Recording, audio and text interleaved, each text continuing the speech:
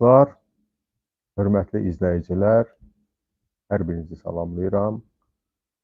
Artıq yəqin diqqət yetirdiniz, mən bugün Azərbaycanda son 1-2 ildə baş verən hadisələri və Azərbaycan-Rusiya münasibəti kontekstində bu hadisələrin səbəblərini və digər amilləri diqqətinizə çatdırmaq istəyirəm. Hər zaman olduğu kimi bir daha deyirəm ki, bu əlbəttə mənim subyektiv yanaşmamdır, mənim fikirlərimdir.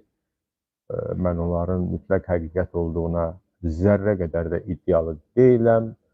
Bilirsiniz ki, bütün bu mövzularda Azərbaycan informasiya məkanında çoxsaylı çıxışlar olur, danışırlar, müxtəlif mülahizələr irəli sürürlər.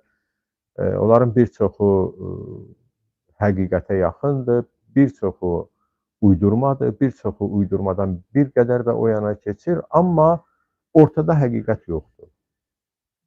Həqiqət yoxdur, ona görə ki, həqiqəti açıq danışmaq sərf eləmir. Kimə sərf eləmir? İlk növbədə Azərbaycan hakimiyyətinə. Və Azərbaycanın televiziya məkanında, yəni YouTube kanallardan gedir söhbət, bilirsiniz ki, dövlət telekanalları demək olar ki, bu məsələyə toxunmurlar, bu son hadisələrə. Ay nə bilim, çevriliş belə gəldi, Rusiya belə getdi, Mehdiyev onu elədi. Bunlar hamısı faktiki olaraq bu hadisələrin işıqlandırılması, əhalinin manipulyasiya olunması məsuliyyəti atılıbdır saytların və YouTube kanalların üzərinə. Onlar da bu işin öhdəsindən bacardıqları qədər gəlirlər. Mən burada heç kəsi qınamaq məqsədim yoxdur. Hər kəs öz vicdanı qarşısında cavabdehdir. Kim yalan danışır, kim insanları aldadır, kim yanlış istiqamət göstərir. Bu, hər kəsin öz şəxsi məsuliyyətidir. Çünki eyni dərəcədə ola bilər ki, həmin insanlar da həqiqətən öz mülahizələrini bölüşürlər. Amma hər kəsə aydındır ki, o insanların çərçivəsi var və onlar o çərçivədən kənara çıxa bilməzlər. Yəni ki, tutalım, Azərbaycanda əgər hakimiyyətin tapşırığı yoxdursa, hakimiyyətdən yaşıl işıq yoxdursa, kim deyə bilər ki, öz başına Azərbaycanda filankəs də nə azı, çox dövlətin ikinci şəxsi olub, bəzən deyirlər ki, birinci şəxs olubdur, nə bilim, boz kardinal deyirlər ona. O təşkil eləyir bu çevrilişi. Gündə bir məlumat yayılır, əvvəl yayılan məlumatları götürüb sonra silirlər. Ardınca başqa yeni bir şey atırlar ortaya, onun ətrafında fikir mübadilələri başlayır, bunun ətrafında qalmaqallar və s. və ilaxır. Yəni, bu barədə sizə danışmağa ehtiyac yoxdur, sizi yormaq istəmirəm. Məsləhət bilirsinizsə, bəyənin, paylaşın, kanala abunə olun. Yeri gəlmişkən, mən izləyicilərin hər birini bir daha salamlayaraq, hər birinizə təşəkkür edirəm. Mənim sonuncu çıxışım, bax, burada öz kanalımda 8 gün əvvəl olubdur və həmin çıxışa təkcə mənim kanalımda 40 mindən yuxarı insan baxıbdır. Həmin dövrdə 500-ə yaxın insan kanala abunə olubdur. Hər birinizə təşəkkür edirəm buna görə. Niyə tək mənim kanalımda dedim? Çünki bir sıra digər kanallarda da, o cümlədən Azər Freedom'da paylaşılmışdı bu material və ona 40 mindən yuxarı insan da orada baxıbdır. İnanıram, ümid eləyirəm ki, kiməsə yardımcı olub bu material, kimsə fərqli bir yanaşmanın şahidi olubdur, nəysə özü üçün nəticə çıxarmağa müvəffəq olubdur, verilən məlumatların əsasında. Təbii ki, məni Ramiz Mehdiyevə bağlayanlar da olubdur, təşəkkür edirəm hər birinə. İcazənizlə birinci bu boz kardinal ifadəsinə toxunum. Diqqət yetirirsinizsə, bir çox media resursları Ramiz Mehdiyevdən bir əjdaha düzəldirlər. Sanki bu adam hər şeyi idarə edibdir, bu hər şeyə qadir olubdur, bu bütün komanda bunun əlində olubdur, bu istədiyini eləyibdir və ona, bayaq dediyim kimi, boz kardinal adı veriblər. Dəyərli həmvətənlərim, boz kardinal ifadəsinin tarixi haqqında qısaca bir ekskurs eləyək.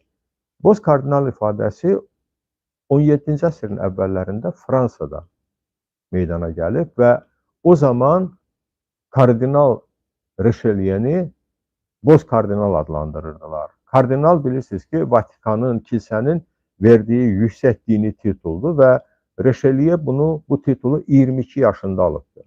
Həmin titulu adi bir əyalət kilsəsinin keşişi olubdur və həmin titulu da ona demək ki, konklav verib. Konklav Vatikanda Papanın yanında Kardinallar Şurası belə adlanır. Nə niyyətlə, nə məqsədlə veriblər, bu tarixdə artıq 400 ildən artıq vaxt keçib o dövrdən, heç kim bilmir bunu. Amma Reşeliye həqiqətən nəhəng bir intriqan olubdur.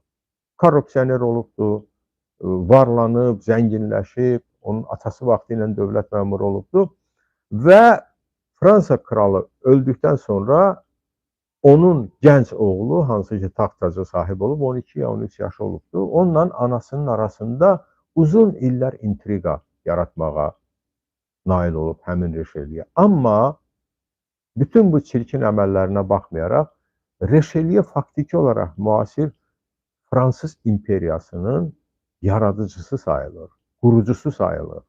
Ramiz Mehdiyev isə adi bir dağıtıcı Rusiya əlalısıdır. Və heç olmasa boz kardinal ifadəsini təhqir etmək lazım deyil. Nə baş verir? Dostlar, indi dava başladı, hücumlar, başladılar insanlar bir-birini ittiham eləməyə, kimin kimlə ədavəti var, kimsə nə vaxtsa kiməsə kəz baxıb, kimsə salam verməyib, kimsə kiminsə toyuna gəlməyib və başladılar bir-birinə qara yaxmağa, böhtan, şər, bəlkə də həqiqətlərdir, əslində elə o adamların haqqında deyilən əməllər, onların törətdiyi əməllərdir. Bunu bütün Azərbaycan xalqı bilir. Amma burada bəzən deyirlər ki, insanların diqqətini yayındırırlar mövcud problemlərdən. Bəli, bu vəzifə də var. İnsanların diqqətini mövcud problemlərdən yayındırmaq var burada. Bu şübhəsizdir və Azərbaycan dərin problemlər içindədir. Azərbaycanda sosial-iqtisadi problemlər var. Azərbaycanın hüquq sistemi çöküb. Azərbaycan faktiki olaraq iflasa gedir bir dövlət kimi. Azərbaycanda idarə etmə sistemi çökübdür. Bu faciədir. Mən bunu sizi qorxutmaq üçün demirəm, bunu hakimiyyətə bir negativ münasibət ifadə etmək üçün demirəm, faktı deyirəm. Sadəcə faktı deyirəm ki, Azərbaycan dövləti iflasa doğru gedir. Və birdən bu çəkişmə atılır ortaya, bu çevriliş söhbəti atılır ortaya və didişmə başlayır. Bu onu ittiham edir, o buna şər atır, bu buna qara yaxır, o onun kompromatını ortaya atır və əslində nə baş verir? Niyə bu mövzu gündəmə gəldi? Nə oldu? Bunun üçün bir qədər geriyə getməliyik. Amma ora getməzdən əvvəl, yəni təyyarə qəzası məsələsinə, məcburam yenə bir tarixə ekskurs edeyim. Uzaq tarixə yox, yaxın tarixə. SSR dağıldıqdan sonra Rusiya diplomatiyasında belə bir ifadə yarandı, yaxın xaric. Yəni, yeni müstəqil dövlətləri, SSR-dən çıxmış, keçmiş postsovet respublikaları Rusiya özünün yaxın xarici elan elədi və bu ifadə birbaşa da belə istifadə olunurdu Rusiya terminologiyasında, diplomatik terminologiyasında. Bu nə deməkdir? Rusiya bununla bütün dünya mesaj verirdi ki, bu ərazilər mənim geosiyasi maraq məkanımdır. Bura heç kəs müdaxilə edə bilməz, heç kəs burada proseslərə qatıla bilməz. Buranı mən idarə edirəm və idarə edirdi də. Məsələn, Rusiyanın müasir tarixində güya ən demokratik prezident Yeltsin sayılır. Yeltsinin hakimiyyəti dövründə postsovet ölkələrin 5-də Rusiya qeyri-qanuni yolla, çevriliş yolu ilə, saray çevrilişi yolu ilə hakimiyyət dəyişdi. Belarusda, Ukraynada, Azərbaycanda, Gürcüstanda və Ermənistanda. Yəni, Rusiya demokratiya standartlarından, hüquq qanun standartlarından kənar bir dövlətdir.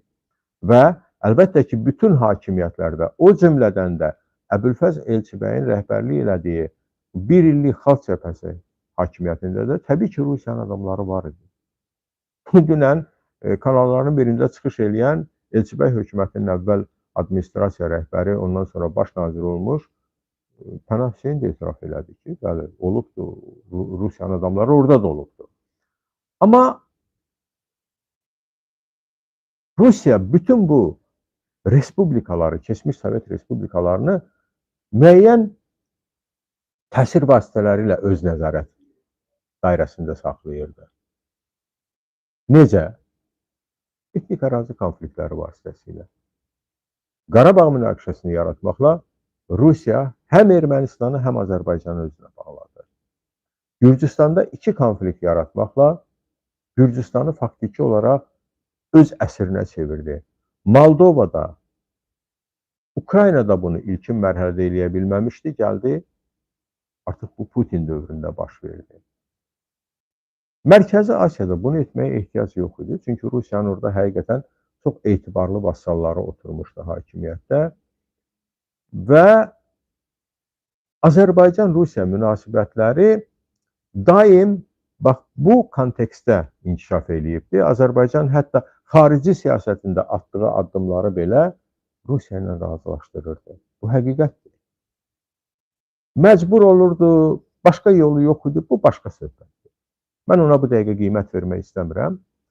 Amma dəqiq bilirəm, bir çox məsələlər var ki, dəqiq bilirəm. Məsələn, Azərbaycanın Avropa Birliyi ilə əməkdaşlığı, Azərbaycan-Avropa demək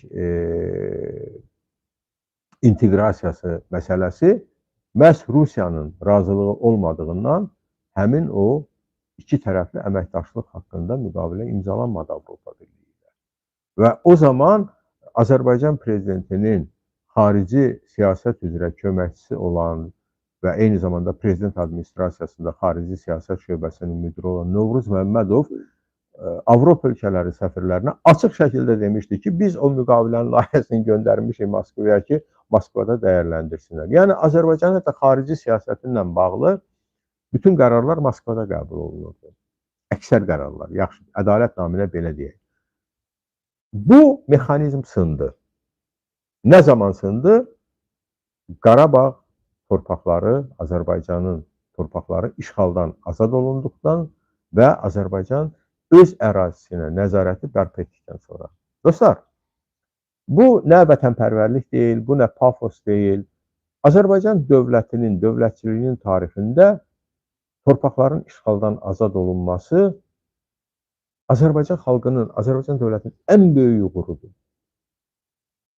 Təkcə ona görə yox ki, biz fiziki olaraq torpaqlarımızı qaytardıq. Təkcə ona görə yox ki, biz ərazi bütövlüyümüzü bərpa etdik. Təkcə ona görə yox ki, biz tapdanmış, sındırılmış qürurumuzu bərpa etdik. Bəli, bunların hamısını etdik. Sonradan bizimlə necə davrandılar xalq kimi, Azərbaycan hakimiyyəti o başqa mövzudur.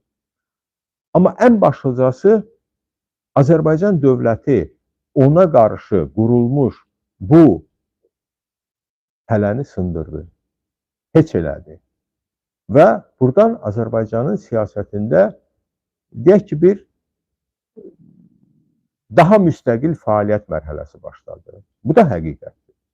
Yəni, burada söhbət, yenə deyirəm ki, obyektiv dəyərləndirmədən gedirsə, bu belədir. Amma burada ikinci bir dövlət də oldu bu prosesdən udan, bu Ermənistanın. Çünki dediyim kimi, Qarabağ münaqişəsi, Azərbaycan-Ermənistan münasibətləri təkcə Azərbaycana təsir vasitəsi deyildi, həm də Ermənistana təsir edir. Və baxın nə oldu? Hər iki dövlət başladı, dünən düşmən olan dövlətlər öz aralarında anlaşmağa və artıq Rusiyanın vasitəçiliyi olmadan. Təbii ki, bu Moskva üçün əlverişli situasiya deyildi. Əgər bugün biz Azərbaycan ətrafında baş verən qalmaqallara baxsaq, Rusiya ilə bağlı və onların da hamısı Rusiya ilə bağlıdır, mütləq əksəriyyəti Rusiya ilə bağlıdır. Biz görərik ki, paralel olaraq bu proseslər Ermənistanda da gedir. O köhnə Qarabağ cinayətkarları, o klanı, nə bilim, Sarkisyan, Koçaryan klanını, ondan sonra kilsəni Rusiya səfərbər eləyir ki, Paşinyana qarşı qaldırsın. Amma burada məqsəd Paşinyanı devirmək deyil. Bəlkə də Rusiya Paşinyanı devirmək də istəmir. Rusiya istəyir ki, məhz Paşinyan onunla razılaşdırılmış siyasət yürütsün. Firimi çatdıra bildiyimi ümid edirəm. Eyni proses də Azərbaycanda gedir. Məhz Qarabağ torpaqları işğaldan azad edildikdən sonra Azərbaycan xeyli dərəcədə sərbəst olduqdan sonra Türkiyə ilə müttəfiqlik münasibətləri çox önəmli bir məqamdır. Qurulduqdan sonra Rusiyanın Azərbaycana uzanan əli obyektiv səbəblərdən qısaldı və bu Rusiyanı qane eləmir. Yəni, əvvəlki şərait olsaydı, Azərbaycanla Ermənistan, lap ona ilkin anlaşma deyək, nə bilim, paraflama deyirlər və s. sülh müqaviləsi haqqında niyyət protokolu deyək. Onu gedib Vaşinqtonda imzalaya bilməzdilər. Rusiya buna qətiyyən imkan verməzdi. Hər şeyi edərdi. Amma Rusiyanın artıq təsiri zəifləyib və o cümlədən də bu təsirin zəifləməsinə səbəblərdən biri də Ukrayna müharibəsidir. Rusiya böyük bir müharibəyə girdi və o müharibədə Rusiya öz təsir resurslarını itirməyə başladı. Bu Rusiya üçün təhlükədirmi bu baş verənlər? Əlbəttə təhlükədir. Cənubi Qafqaz regionu Rusiya üçün strateji əhəmiyyətli regiondur. Və bu regionun Rusiyanın nəzarətindən çıxması, bu regiona başqa dövlətlərin, başqa geosiyasi güclərin təsiri əsla Rusiyanın marağında deyil. Amma bunun başqa bir tərəfi də var. Başqa bir tərəfi də odur ki, məhz Azərbaycanın həm də Ermənistanın özünü daha müstəqil aparması, Rusiya ilə hesablaşmaması başqa MDB ölkələri üçün də pis nümunədir. Təbii ki, Rusiyanın nöqteyi nəzərindən pis nümunədir. Biz görürük Qazaxıstanın mövqeyi necə dəyişibdir. Biz görürük Özbəkistanın mövqeyi necə dəyişibdir. Bunlar hamısı məhz ona görədir ki, artıq bu ölkələrin siyasi hakimiyyətləri Rusiyanın dişsizliyini gördülər. Və bu dişsizliyi də kim göstərdi? Azərbaycan və Ermənistan göstərdi. Dediyim kimi, obyektiv səbəblərdən, obyektiv şəraitdə. Amma Rusiya bərpa eləməlidir öz təsirini. Və Rusiya nə edir? Rusiya Azərbaycanın təyyarəsini vurur. Bir il olacaq yaxın vaxtda. İndi baxıram son günlər aynən bu təyyarənin vurulmasında Ramiz Bəktiyevin əli olubdur, belə sərsəm şeylər danışırlar.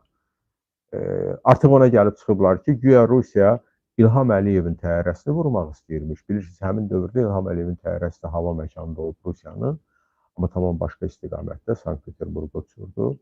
İlham Əliyev bilirsiniz ki, Sankt-Peterburqa elə çatmaq ərəfəsində bu xəbəri aldı, geri döndü, qayıtdı. Güya səhv salıb vurubdur. Dostlar, bu o qədər savadsız bir iddiadır ki, mən bunu 2 dəqiqəyə sizə izah edəcəm. Niyə? Məsələ burasındadır ki, istənilən bir təyyarənin başqa bir ölkənin hava məkanına girməsi üçün xüsusi sorğu verilir. Fikrimi çatdıra bildim. Deyək ki, müəyyən marşrut təyyarələri var ki, onlar müntəzəm olaraq uçur, onların uçuş cədvəli var. Hər dəfə bunu verməyə ehtiyac yoxdur. Düzü, mən o mexanizmi də bilmirəm. Amma prezident təyyarəsi gedirsə, o hər gün Rusiya üzərindən uçmur. O marşrut haqqında hansı təyyarə olacaq, hara uçacaq, saat neçədə uçacaq, hansı yüksəklikdə uçacaq, hətta bu barədə məlumatlar verir. Bu tələb olunur. Bu, beynəlxalq aviasiya qanunvericiliyi çərçivəsindədir və ondan başqa da hər bir ölkənin, o cümlədən də Rusiyanın milli aviasiya qanunvericiliyi bunu tələb edir. Əlbəttə ki, İlham Əliyevin təyyarəsi haqqında Rusiyanın müvafiq orqanlarına məlumat verilmişdir. Amma bizə nağıl danışırlar ki, sanki bilirsiniz, adam quş vururmuş daşla, qarğıya atıb, gedib Hacı Leyləyə dəyibdir. Belə şey olmur. Bir təyyarə, xarici dövlətin, şirkətin təyyarəsi, hər hansı bir dövlətin ərazisinə daxil olduqda birinci onu ilkin radar deyirlər. Həmin radar tutur. O radar yalnız hava uçuş aparatının olduğunu qeyd edir. Bunun ardınca keçir müəyyən bir dispetçer xidmətinin əhatə dairəsinə, həmin ölkədə və orada ikinci radar götürür məlumatları və ikinci radar məlumatları hardan götürür? Təyyarələrdə transponder deyilən belə bir qurğu var. Həmin transponder təyyarənin hansı yüksəklikdə olmasını, hansı ərazidə olmasını, hansı sürətlə uçmasını, təyyarənin tipini və onun beynəlxalq qeydiyyat kodunu verir dispetçer məntəqəsinə. Burada səhv salmaq qeyri-mümkündür. Bu absurd bir şeydir. Bu elə bir axmaq bir iddiadır ki, amma bu iddia ilə, bilmirəm, İlham Əliyevin nüfuzunu mu artırmaq istəyirlər, yoxsa göstərmək istəyirlər ki, Rusiya bizim az qala dövlətin başçısını vurmaq istəyirmiş. Vursaydı vurardı. İstəsəydi vurardı. Rusiya çox gözəl bilir hansı təyyarə hara uçur.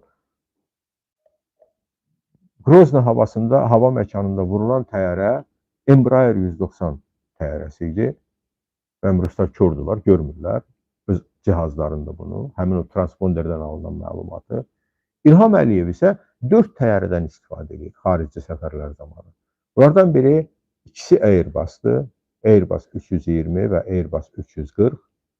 İkisi Boeing'dir. Boeing 767 və Boeing 777. Birinci təyyarə nisbətən yaxın məsafəyə uçmaq üçündür.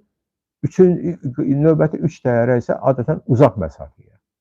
Yəni, məsələn, Boeing 777 və yaxud Airbus deyirlər buna. 340, 350, bunlar eyni seriyadır. 330 hətta. Bunlar, məsələn, deyək ki, bir 10-12 min kilometrə qədər bir nəfəsə, belə deyək, fasiləsiz uçurlar. Yəni, bu da absurd iddiadır. Və Ramiz Mehdiyev kim idi ki, Rusiyada İlham Əliyevin təyyarəsini vurdursun? Hansı ağlın sahibi olmaq lazımdır ki, belə iddialar qoyasan ortaya. Amma bilirsiniz, kütləyə işləyir bu. Mən kütlə dedikdə əsla hamını nəzərdə tutmuram.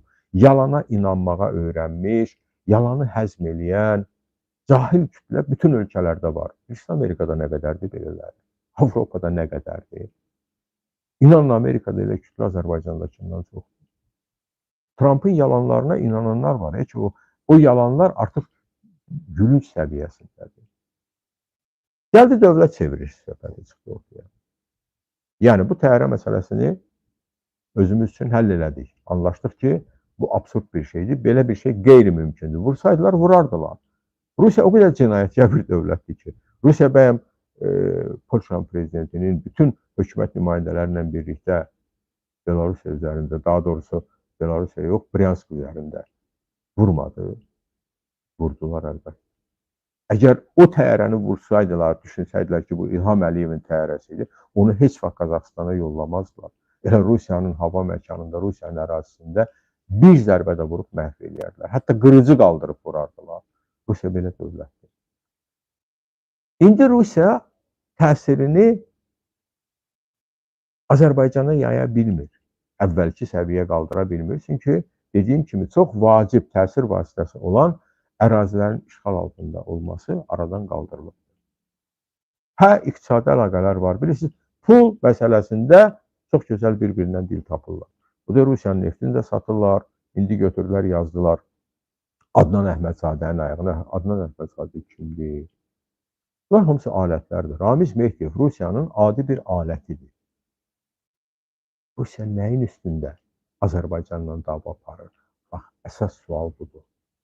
Rusiya Azərbaycandan nəyi istəyir? Rusiya Azərbaycandan istəyir ki, Azərbaycan Rusiyanın təsir dairəsində qalsın.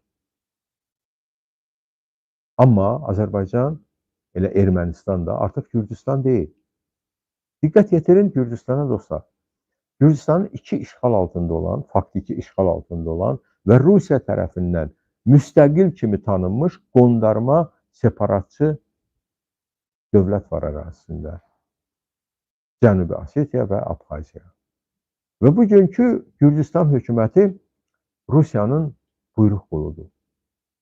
O, oliqarx İvanişvilinin oyuncaq hökuməti. Yaxşı, Rusiya öz müttəfiqi olan Gürcüstan hökumətinə ərazi bütövlüyünü bərpa eləməyə niyə imkan vermir? Ona görə imkan vermir ki, Rusiyada çox gözəl bilirlər ki, əbədi dostluq, qardaşlıq, əbədi sədaqət yoxdur siyasətdə. İvanişvili nəzarətdən çıxan kimi, Azərbaycan statusu əldə eləyən kimi, yəni öz ərazisinə nəzarəti bərpa eləyən kimi, Rusiyadan üz döndərəcəkdir. Rusiya onun nəyinə lazımdır? 100 il, 100 ilə qalır, Rusiya Gürcüstana lazımdır. Rusiya Gürcüstana da Azərbaycana nə veribsə, onu verir. Özbəkistana nə veribsə, onu verir. Bax, məsələ burasındadır ki, indi Rusiyanın Azərbaycana əsas təsir vasitəsi onun Azərbaycandakı 5-ci kolonudur.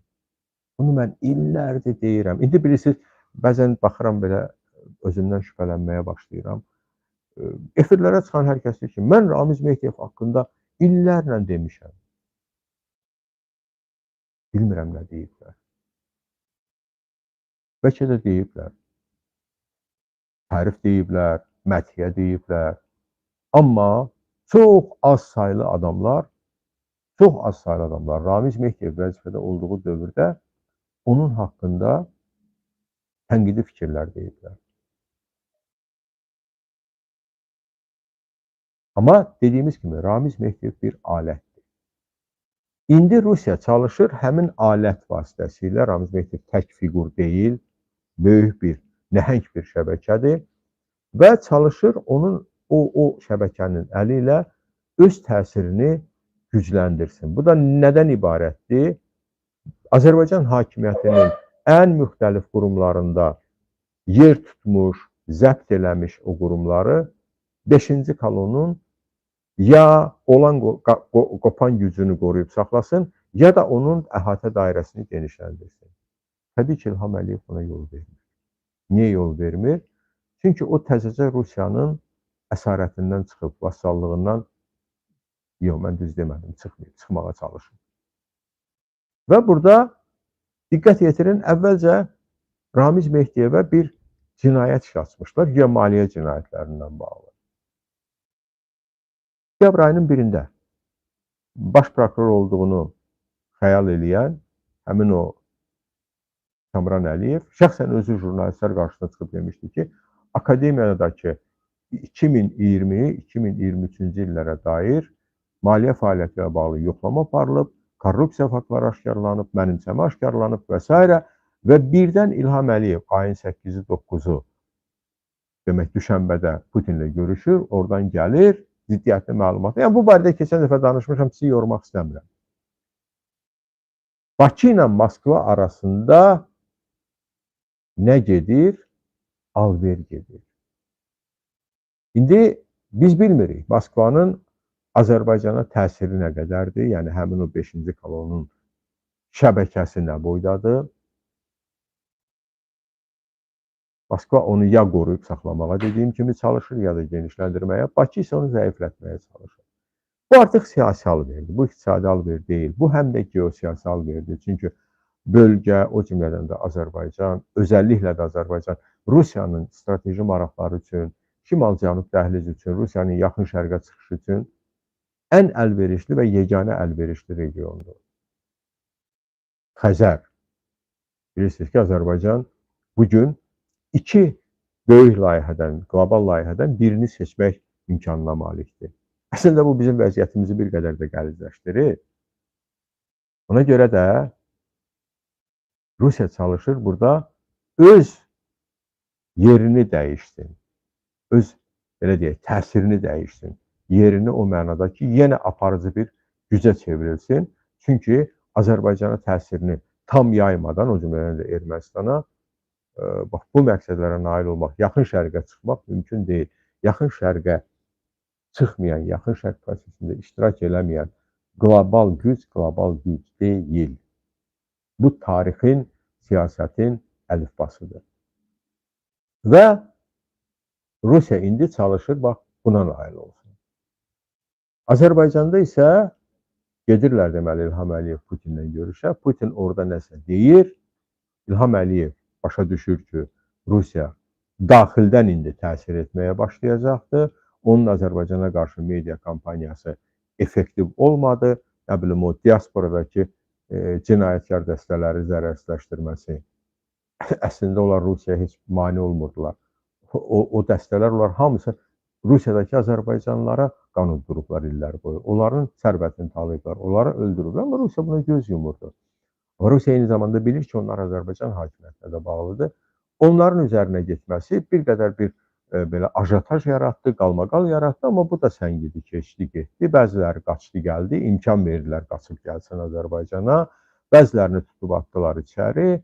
Çünki onların da əlindən sərvətlərini alacaqlar. Onların bir çoxunun sərvətləri Azərbaycan məmurlarının sərvətidir və s. Bax, bunun hamısı bitdi. Görünür Putin indi İlham Əliyevə hansısa daha təhlükəli bir xəbərdarlıq elədi ki, İlham Əliyev düşənbədən qayıdan kimi həmin bu dövlət çevrilişi söhbətinə start verildi. Doğrudan mı Azərbaycanda dövlət çevrilişi təhlükəsi var? Var əlbəttə. Amma bu həmin dəstə deyil. Orada istifadə edirlər, başqa-başqa işlər də görürlər də. Baxın, məsələn, siyahı dedilər ki, siyahı var. Bəs nə bilim, məktub var. O məktub da saxtadır. Başımla cavab deyəm buna. Necə ki, əvvəlcə məlumat yaydılar ki, güya 180 nəfərə iş açılıbdır, sonra məlumatı sildilər. Həmin agentliyin, həmin informasiya platformasının vasitəsilə sonra bu saxta məktubu atdılar ortaya. İndi də başlayırlar bu məktubun ətrafında qalmaqallar yaratmağa. Orada nə müxalifət nümayəndələrinin adı var, bu var, o var. Aydın məsələdir. Bu siyahılar, bu məktublar hamısı dövlət orqanlarında tərtib olunur. Özümüzü aldatmayaq və imkan verməyək ki, bizi aldatsınlar. Düzdür, bu heç nəyi dəyişmir, amma ən azı özümüzə hörmətimizi itirməliyik. Amma dövlət çevrilişi təhlükəsi başqa ünvandadır. Dövlət çevrilişi təhlükəsi Azərbaycanda nəhəng mütəşəkkil şəbəkə olan tərtər qatilləri şəbəkəsindədir. Bax, o təhlükə oradadır. Baxın dostlar, bugün də tərtər qatillərini vəzifədə, rütbədə yüksəltməkdə davam edirlər. Deməli, təxminən 1-2 ay bundan əvvəl, ya ay yarım, Bəhruz Əhmədov adlı bir yaramazı gətirib hərbi prokuror təyin elədilər. Bu məxluq tərtər qətliamının ən fəal iştirakçılarından biridir. Və bilirsiniz, bir Ofeliya xanım var. Ağır vəziyyətdə olan bir qadındır, bir anadır, onun övladına ömürlük iş verir. O işi verən, işgəncələri tətbiq edən məhz həmin o yaramaz, o alçaq Bəhruz Əhmədov. İndi görün, Bəhruz Əhmədovu gətirirlər, Xanlar Vəliyevi böyüdürlər, aparırlar ölkənin ən yüksək məhkəmə instansiyasına və nə edirlər? Bəhruz Əhmədovu onun yerinə təyin edirlər. İndi mən Bəhruz Əhmədova buradan bir neçə sualım var. Bəhruz Əhmədov, dur, de ki, sən alkoqolik deyilsən. Dur, de ki, sən heç vaxt narkotik maddələrdən istifadə eləməlisən.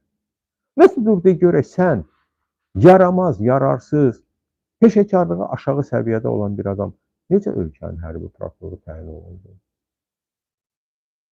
Və sənin üzərinə gəlməyə başlayan kimi öz həmkarların, baş prokurorluqdan, sənin himayədarların gedib İlham Əliyevə sərəncam imzalatdırıb sənə general-mayor rütbəsi verdilər. Mən sevinirəm ki, sənə general rütbəsi veriblər.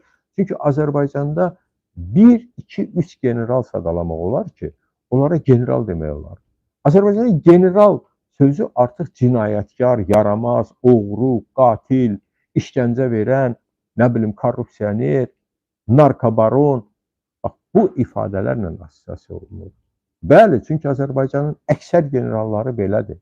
Bir ölkəninki Bəylər Əyyubov kimi general polkovnik olur. Bir ölkəninki Zakir Həsənov kimi müdafiə naziri olur, general polkovnik. Bir ölkəninki qatil Nəcməddin Sadıqov kimi və ya Xanlar Vəliyev kimi, hamısı general polkovniklər. Təsəvvür edirsiniz, dostlar. Şəxsən mənə bax, bu şəraitdə, bu mühitdə desəydilər, gəl sənə general-mayor və ya hətta general-polkovnik rütbəsi verir, mən o üzümə təhqir qəbul edirdim. Çünki elə şərəfsizlərlə bir sırada durmaq, bu doğrudan insan ləyaqətinə təhqirdir. Amma İlham Əliyev belələrini seçir də, belələrini böyüdür vəzifədə, belələrini irəli çəkir. Bəli, mənim o yapışdırdığım yarlığı, burada dostlardan biri, izləyicilərdən biri yazır, toy generallar. Yeri gəlmişkən, diqqət yetirin. Gətirdilər, tərtər qətliamını bağladılar. Çalışırlar bağlasınlar Ramiz Mehdiyevə. Bəli, Ramiz Mehdiyev də bu cinayətin iştirakçılarından, amma tək deyil. Ramiz Mehdiyev tək belə qərar qəbul edə bilməzdi. Ölkənin siyasi hakimiyyətində, mən bunu dəfələrlə demişəm, bugün də təkrar edirəm, tərtər qətliamına görə 3 adam qərar verə bilərdi. Fuad Ələsgərov, güc strukturlarını kuras edən şəxs, prezidentin köməkçisi, Ramiz Mehdiyev, prezident administrasiyasının rəhbəri və İlham Əliyev. Və İlham Əliyev də bu dövlət çevrilişi söhbəti haqqında, tərtər qətliamı haqqında 7 ildir sustuğu kimi susur. 7 də deyil, artıq 8 ildir. Niyə susur İlham Əliyev? Və görün, həmin o yaramaz Bəhruz Əhmədov neyniyir? Gəlib hərbi prokuror olan kimi öz cinayət şəriki və o cinayətin ikinci iyrənc bir iştirakçısı olmuş, həmin dövrdə Tərtərin hərbi prokuroru olmuş Hümmət Məmmədovu gətirib istintaqın rəisi təyin edir. Baxmayaraq ki, hərbi prokurorun 2 müavini kənarlaşdırılıb artıq. Onlar da o cinayətdə iştirak ediblər. Mehdi Hüseynzadə və Fuad Məmmədov. Deyirlər, Şəfaət İmranovun da vəziyyəti yaxşı deyil. Təbii Xanlar Vəliyev gedəndə öz yerinə Şəfaət İmranovu tutulmalı idi, birinci müavini, əsas müavini. O Tərtər qətliamının məhz başlanmasına qərarı imzalamış həmin o cinayətkarı. Amma onu edə bilmədi dostlar. Biz o qədər böyük kampaniya apardıq, o qədər ifşa elədik bunları ki, Şəfaət İmranov deyirlər bu gün ümumiyyətlə ayaqüstü ölübdür. Amma görün nə baş verir. Yaramaz, cinayətkar gəlir, olur. Təbii ki, Xanlar Vəliyevin istəyi ilə hərbi prokuror və dediyim kimi başqa bir cinayətkarı gətirir istintaqa rəis təyin eləyir və bu zaman dövlət götürür Tərtər cinayətinin istintaqına rəhbərlik eləmiş Qasım Məmmədovu göndərir hərbi prokurora müavin və Bəhruz Əhmədov bu günəcən, diqqət yetirin, bu günəcən artıq Qasım Məmmədov 2 ayda orada işləyir. Ona polkovnik rütbəsinin verilməsinə təqdimat yazmır. Bəhruz Əhmədov niyə yazmırsan? Qasım Məmmədov da sənin tayindir, amma Qasım Məmmədov heç olmasa o cinayətləri törətməyibdir. Qasım Məmmədov siz cinayətkarları gizlədib, onu da öz xoşundan eləməyibdir. Bu siyasi hakimiyyətin qərarı olubdur. Niyə vermir? Mən bu sualı elə belə vermədim. Mən məqsədim Qasım Məmmədovu vəkillik eləmək deyil. Ona görə ki, Bəhruz Əhmədov bilir ki, və ya ən az onun boş başına kimsə yerləşdiribdir ki, Qasım Məmmədovu sənin yerinə gətiriblər, səni müvəqqəti qoyublar olar. Bir müddətdən sonra səni rədd eləyəcəklər, Qasım Məmmədovu təyin eləyəcəklər hərbi prokuror. Ola bilər, istisna eləmirəm bu variant. Ola bilər ki, İlham Əliyev məhz Qasım Məmmədovu postda görmək istəyir ki, bütün o cinayətkarları qorxu altında saxlasın. Amma sual olunur ki, bu nə qədər mümkündür? Dedim axı, real çevriliş təhlükəsi və bunu dəfələrlə demişəm. Məhz Tərtər cinayətkarlarından gəlir ki, onların əlində bugün ordu var, onların əlində bugün nə desəz var, hər cür imkan var və yüksək dövlət vəzifələri var. Bircə dənə fakt deyəcəm sizə. Bu günlərdə Zabil Qəhrəmanovu şərliyib tutdular, vəkil. Birisi niyə tutdular? Zabil Qəhrəmanov 2 cinayət işində həmin bu cinayətkar mafiyanın yolunu keçmişdi. 1. Tərtər qətliamında vicdanla vəkillik borcunu yerinə yetirmişdi. 2. Kiçik Nərminlə bağlı, Tovuzda olan hadisə ilə bağlı. Və hər 2 cinayətdə Xanlar Vəliyevin adı hallanır. Niyə Xanlar Vəliyevin? Ona görə ki, Xanlar Vəliyevin o bölgədə biznes şəriki olan Kamal Qılıcov və İlqar Qılıcov qardaşları var. İlqar Qılıcov Ali məhkəmədə, hərbi kollegiyada hakimdir. Kamal Qılıcov isə prokurorluqda daxili nəzarət idarəsinin rəisidir. İşte generaldır. Görürsünüz, anaları general doğub, bunları peçatlı, pagonlu birbaşa doğubdur, hamısını. Və bunlar Xanlar Vəliyevin cinayət şərikləridir. Biznes şərikləridir. Tərtər qurbanlarına Ali məhkəmədə o verilmiş saxta hökmləri təsdiqləyənlərdən biri İlqar Qılıcov olubdur. Deyirlər, indi ağır xəstədir, inanmıram buna. Hətta elədirsə də mən ona uzun ömür arzulayıram. Və Bəhruz Əhmədova buradan başa salırlar ki, sən götür, yanına ən ağır cinayət törətmiş adamı istintaqa rəis təyin elə. Düzdür, deyirlər, onlar tələbə yoldaşı olublar, Hümmət Məmmədovla, nə bilim, onların yaxın münasibətləri olsun. İnşallah gələcəkdə bir kamerada da olarlar, ən uzağı yeni qonşu kameralarda. Amma İlham Əliyev niyəsə bu real təhlükəni görmək istəmir. Niyə görmək istəmir? Ona görə ki, İlham Əliyev yaxşı bilir ki, bunlar öz başına çevriliş eləyə bilməzlər. Nə Ramiz Mehdiyevi, hətta o doğrudan da nəsə bir çevriliş eləmək istəyirsə, nə deyək ki, o tərtər qatilləri yox, onlar eləyə bilməzlər. Çevrilişi Moskva edirlər. İlham Əliyev isə Moskva ilə bugün sövdələşmədədir. Hansı mövqeləri güzəştə gedəcək Rusiyaya, hansı mövqeləri saxlayacaqdır və yaxud Rusiyanın hansı mövqələrinə toxunmayacaq, hansılara toxunacaq. Bəlkə elə bu səbəbdəndir ki, ən qatı cinayətlərdə ittiham olunan Ramiz Mehdiyevin oğlu bu günəcən nazir müavinidir Fövqəladə Hallar Nazirliyində. Xeyr olar. Necə olur belə şey? Söhbət dövlət çevrilişindən gedir. Söhbət oyuncaqdan getmir, söhbət xuliqanlıqdan getmir, söhbət nə bilim 5 manat uğurlamaqdan, dələduzluqdan getmir. Ona görə dostlar, asta-asta bu mövzular səngiyəcək. Moskva ilə Bakı arasında anlaşma əldə olunacaqsa, o da olunacaq. Yəni, bir size alverdi, gedirsiniz bazara bir şey almağa. Eynilə Azərbaycan-Rusiya siyasəti bu cür işləyir. Gəlirsiniz, birdən baxır satıcı ki, yaxşı geyinmiş, imkanlı alıcıdır.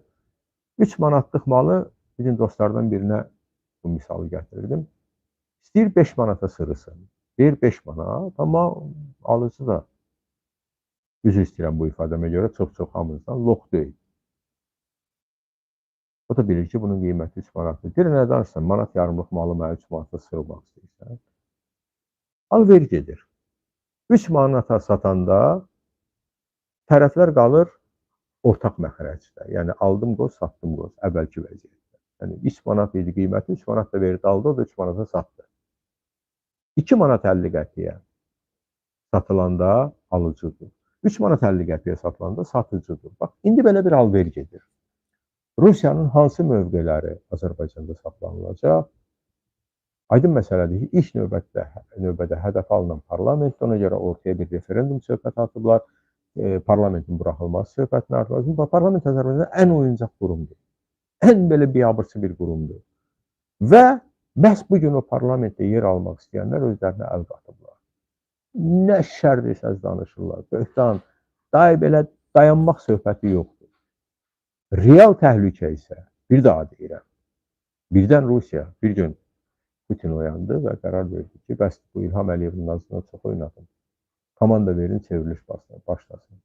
Bax, bu çevrilişi həbs olunmamış generallar, ordudakı, həbs olunmamış, vəzifədən uzaqlaşdırılmamış Zakir Həsənov, Kərim Vəliyev baş qərargah rəisi,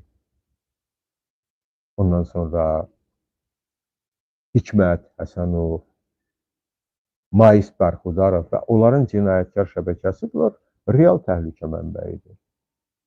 Amma dediyim kimi İlham Əliyev hələlik Moskva ilə danışıq aparır. Moskva ilə alver eləyir. O alver alınmayanda bir gün görəcəksiniz ki, tərtər qatillərini yığdılar kameralara. Təbii yenə də hamısını yox. Kimisə orada qohumluğu var, kimisə xüsusi statusu var. Baş verən budur Azərbaycanla Rusiya arasında. Ölkədə baş verən budur. Amma bütün bu məsələlər fonunda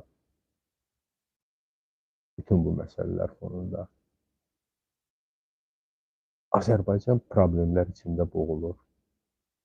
Azərbaycanda bir ayna deyilən qurum var, xalqa qanundur sürücülərə. Azərbaycanda taksi sürücüləri, hansı ki, mən 2 il qabaq Bakıda olanda insan kimi ürəyim ağrıdı o insanlara. Neçə dəfə olub taksiyə oturmuşam, adam yavan çörək yeyir. Bir tikə ailəsinə çörək pulu qazanan adamlar məhrum olundu qazancdan. Niyə? 4 dənə gədə oradan gəldi, dedi ki, buradan falan qədər pul qazanmaq olar. Bir ayla, niyə özünüzə gəlin? Biz bir başa düşürsünüz, deyir, atalarımızın sözü var, deyir, ac qılınca çapar. İlham Əliyev, çevriliş Ramiz Mehdiyevdə deyil, çevriliş tərtər qatillərindədir. Dostlar, biz bugün tərtər mövzusunu gündəmə qaytarmışıq və bir qədər də davam eləyəcəyik, bir qədər də dərinləşdirəcəyik. Ona görə ki, bu təhlükədir. Dövlət üçün təhlükədir, xalqımız üçün təhlükədir. Haqqınızı halal edin. Vaxtınızı çoxaldım. Yenidən görüşənədək çıxmazdan əvvəl bəyənin, paylaşın, xahiş edirəm. Gününüz uğurlu olsun.